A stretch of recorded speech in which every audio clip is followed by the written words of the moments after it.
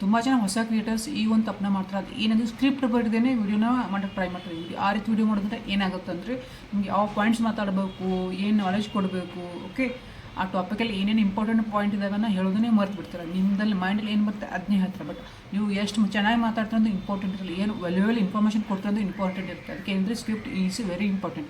ಇವಾಗ for example ನೋಡಿ, ಇವಾಗ ನನ್ನ ಹತ್ರ ಇದೊಂದು ಬುಕ್ ಇದೆ, ಆಮೇಲೆ ಇದೊಂದು ಬುಕ್ ಇದೆ. ಓಕೆ, ಈ ಬುಕ್ ನಾನು ಏನು ಬರ್ತದೆ ಅಂದರೆ ಟಾಪಿಕ್ಸ್ ಬರೆದಿರ್ತೀನಿ. ಓಕೆ, ಇವಾಗ ನೋಡಿ ಇಲ್ಲಿದೆ.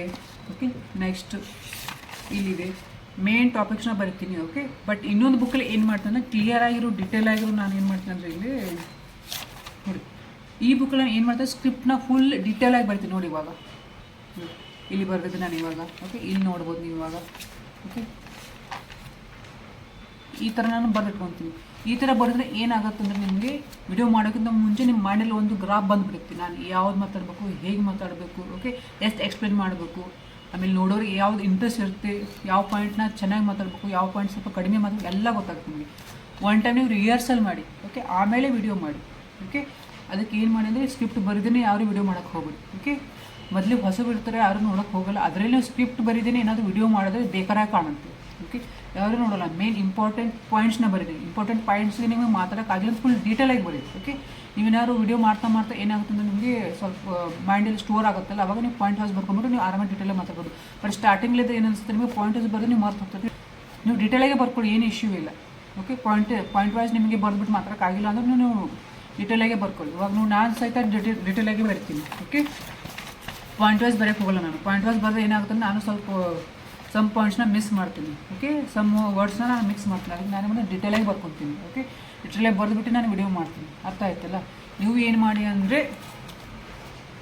ಪ್ಲೀಸ್ ಸ್ಕ್ರಿಪ್ಟ್ನ ಬರೀ, ಮೊದಲೇ ಟಾಪಿಕ್ ಸೆಲೆಕ್ಟ್ ಮಾಡಿ. ಓಕೆ, ಆಮೇಲೆ ಸ್ಕ್ರಿಪ್ಟ್ನ ಡೀಟೇಲಾಗಿ ಬರೀರಿ. ನಿಮ್ಮ ಸ್ಕ್ರಿಪ್ಟ್ ಸ್ವಂತ ಬರೋಕ್ಕೆ ಆಗಿಲ್ಲ ಅಂದರೆ ಬೇರೆಯವ್ರ ವೀಡಿಯೋಸ್ನ ಚೆಕ್ ಮಾಡಿ. ಯಾವ ಟಾಪಿಕ್ ಮೇಲೆ ಮಾಡ್ತಾರೆ ಅದೇ ಟಾಪಿಕ್ ಮೇಲೆ 5 ಕಾಂಟೆಂಟ್ ಕ್ರಿಯೇಟರ್ಸ್ ವೀಡಿಯೋಸ್ನ ನೋಡ್ಕೊಂಡ್ಬಿಟ್ಟು ಅದರಲ್ಲಿ ನಿಮಗೆ ಬೇಕಾಗಿರೋ ಪಾಯಿಂಟ್ನ ಸೆಲೆಕ್ಟ್ ಮಾಡ್ಕೊಂಡ್ಬಿಟ್ಟು ಬರ್ಕೊಳ್ಳಿ. ಇಲ್ಲಾಂದರೆ ನೀವು ಏನು ಮಾಡಿ ಚಾಟ್ ಜಿಪಿಟಿಯಲ್ಲಿ ಇನ್ನೊಂದು ಟಾಪಿಕ್ನ ಹಾಕಿ ಅಲ್ಲಿ ನನಗೆ ಈ ಒಂದು ಟಾಪಿಕ್ ಮೇಲೆ ಸ್ಕ್ರಿಪ್ಟ್ ಬರ್ಕೊಡು ಅಂತ ಹೇಳ್ಬಿಟ್ಟು ಅದು ಈಸಿಯಾಗಿ ಬರ್ಕೊಡುತ್ತೆ. ಓಕೆ, ಸೇಮ್ ಕಾಪಿ ಮಾಡೋಕ್ಕೆ ಹೋಗಿ ಮುಂಚೆ ಏನು ಮಾಡಿ ಅಂದರೆ ಆ ಒಂದು ಸ್ಕ್ರಿಪ್ಟ್ನ ಅನಲೈಸ್ ಮಾಡಾದ್ಮೇಲೆ ನಿಮ್ಗೆ ಯಾವ ಪಾಯಿಂಟ್ನ ನಿಮಗೆ ತೊಗೋಬೇಕಿತ್ತು ಆ ಒಂದು ಪಾಯಿಂಟ್ಸ್ನ ತೊಗೊಂಡ್ಬಿಟ್ಟು ಡೀಟೇಲಾಗಿ ನಿಮ್ಮೊಂದು ನೋಟ್ಬುಕ್ಕಲ್ಲಿ ಬರೆದಿಟ್ಕೊಳ್ಳಿ. ಓಕೆ, ನೋಟ್ಬುಕ್ಕಲ್ಲಿ ಬರೆದಿಟ್ಕೊಂಡ್ಬಿಟ್ಟು ನಿಮ್ಮದೇ ಆದ ಲೋಕಲ್ ಲ್ಯಾಂಗ್ವೇಜಲ್ಲಿ ನೀವು ಅದನ್ನು ಕನ್ವರ್ಟ್ ಮಾಡಿಬಿಟ್ಟು ಮಾತಾಡಿ. ಜಿಪಿಟಿಯಲ್ಲಿ ಯಾವ ಥರ ಇರುತ್ತೆ ಅದೇ ರೀತಿ ನೀವು ಏನಾದರೂ ಮಾತಾಡಿದ್ರೆ ಏನಾಗುತ್ತೆ ಅಂದರೆ ಈ ಗ್ರಾಮೆಟಿಕಲ್ ಮಿಸ್ಟೇಕ್ಸ್ ಬರುತ್ತೆ. ಓಕೆ, ಅರ್ಥ ಆಯ್ತಲ್ಲ? ನಿಮ್ಮ ಮೈಂಡ್ನ ಯೂಸ್ ಮಾಡ್ಕೊಂಡ್ಬಿಟ್ಟು ಪ್ರತಿಯೊಂದು ಸ್ಕ್ರಿಪ್ಟ್ನ ನಿಮ್ಮದೇ ಆದ ರೀತಿಯಲ್ಲಿ ಅದನ್ನು ಕನ್ವರ್ಟ್ ಮಾಡ್ಕೊಂಡ್ಬಿಟ್ಟು ಅದರ ಮೇಲೆ ಸ್ಕ್ರಿಪ್ಟ್ ಬರ್ಕೊಂಡ್ಬಿಟ್ಟು ವಿಡಿಯೋ ಮಾಡಿ. ಓಕೆ, ಅರ್ಥ ಆಯ್ತಾ? Script is very important. ನೀವು ವೆಲ್ಯೂಬಲ್ ಕಂಟೆಂಟೇ ಕೊಡ್ತಿಲ್ಲ ಅಂದರೆ ಜನ ನೋಡೋಲ್ಲ. ನಿಮ್ಮದು ಆಡಿಯೋ ಚೆನ್ನಾಗಿದೆ, ವಿಡಿಯೋ ಚೆನ್ನಾಗಿದೆ, ಎಡಿಟಿಂಗ್ ಚೆನ್ನಾಗಿದೆ, ಎಲ್ಲ ಚೆನ್ನಾಗಿದೆ. ಬಟ್ ನಿಮ್ಮದೇನಂದರೆ ಮೇನ್ ವ್ಯಾಲ್ಯೂಬಲ್ ಕಂಟೆಂಟ್ ಇಲ್ಲ ಅಂದರೆ ಯಾರು ನೋಡೋಕ್ಕೆ ಹೋಗಲ್ಲ. ಮುಂಚೆ ನಡೀತದೆ. ಬಟ್ 2026ರಲ್ಲಿ ಯೂಟ್ಯೂಬಲ್ಲಿ, ಎಸ್ಪೆಷಲಿ ಯೂಟ್ಯೂಬಲ್ಲಿ ಜನರಿಗೆ ಏನಂದರೆ ಟೈಮ್ ವೇಸ್ಟ್ ಮಾಡ್ಕೊಳ್ಳೋಕ್ಕೆ ಇಂಟ್ರೆಸ್ಟ್ ಇಲ್ಲ. ಯಾವಾಗಲೂ ಅವರು ಏನಂದರೆ ಯಾವುದೋ ಒಂದು ಟಾಪಿಕಲ್ಲಿ ಏನಾದರೂ ಕಲೆ ಸಿಕ್ಕರೆ ಮಾತ್ರ ಒಂದು ವಿಡಿಯೋನ ನೋಡ್ತಾರೆ. ಅರ್ಥ ಆಯ್ತಲ್ಲ? ಓಕೆ, ಅದಕ್ಕೆ ಏನು ಮಾಡಿ ಅಂದರೆ ಇವತ್ತಿಂದನೇ ಸ್ಟಾರ್ಟ್ ಮಾಡಿ. ಅದಕ್ಕೆ ಏನು ಮಾಡಿ ಅಂದರೆ 2 ನೋಟ್ಗಳು, ಒಂದು ಟಾಪಿಕ್ ಬರೋಕ್ಕೆ, ಇನ್ನೊಂದು ಸ್ಕ್ರಿಪ್ಟ್ ಬರೋಕ್ಕೆ. ಅರ್ಥ ಆಯ್ತಲ್ಲ? ನಾನಂತೂ ಈ ಥರ ಒಂದು ರೂಲ್ನ ಫಾಲೋ ಮಾಡ್ತೀನಿ. ಇನ್ ಕೇಸ್ ನಿಮಗೂ ಇಂಟ್ರೆಸ್ಟ್ ಇದ್ದರೆ ಈ ಥರ ನೀವು ಒಂದು ರೂಲ್ನ ಫಾಲೋ ಮಾಡಿ. ಅಂದರೆ ನಿಮ್ಮ ವಿಡಿಯೋಸ್ ಏನಾದರೂ ಡೈಲಿ ಇಂಪ್ರೂವ್ಮೆಂಟ್ ಆಗುತ್ತೆ. ಓಕೆ, ಮತ್ತೆ ಒಂದು ಒಳ್ಳೆ ವಿಡಿಯೋನ ಸಿಗ್ತೀನಿ. ಅಲ್ಲಿವರೆಗೂ ಏನು ಮಾಡಿ ಅಂದರೆ big first one keep creating and also support our Facebook page and YouTube. ಅದಕ್ಕೆ ಏನು ಮಾಡಬೇಕಂದ್ರೆ ಯೂಟ್ಯೂಬ್ ಚಾನಲ್ ಸಬ್ಸ್ಕ್ರೈಬ್ ಮಾಡ್ಕೊಳ್ಳಿ, ಫೇಸ್ಬುಕ್ ಪೇಜ್ನ ಫಾಲೋ ಮಾಡಿ.